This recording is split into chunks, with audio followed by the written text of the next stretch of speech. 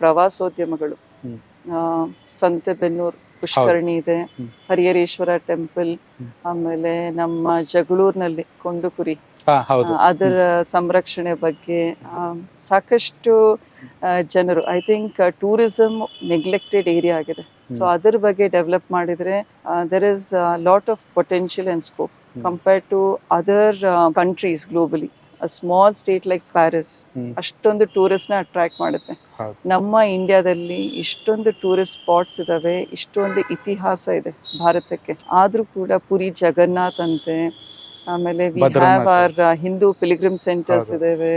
ಆಮೇಲೆ ಬುದ್ಧಿಸಮ್ ನಲ್ಲಿ ವಿ ಹೌದು. Have Bodhgaya hmm. ಪ್ಲೇಸ್ ಇದೆ. ಹ್ಮ್. ಸೊ ಇದೆಲ್ಲದನ್ನು ಕೂಡ ಎಲ್ಲ ಜಾತಿ ಧರ್ಮದ್ದು ವಿಶೇಷವಾಗಿರುವಂತಹ ಟೂರಿಸ್ಟ್ ಸ್ಪಾಟ್ಸ್ ಇದೆ. ಅದನ್ನ ಡೆವಲಪ್ ಮಾಡಿದ್ರೆ ಇನ್ಕಮ್ ಜನರೇಷನ್ ಜಾಸ್ತಿ ಆಗುತ್ತೆ ಅಂತ ನನ್ನ ಅನಿಸಿಕೆ.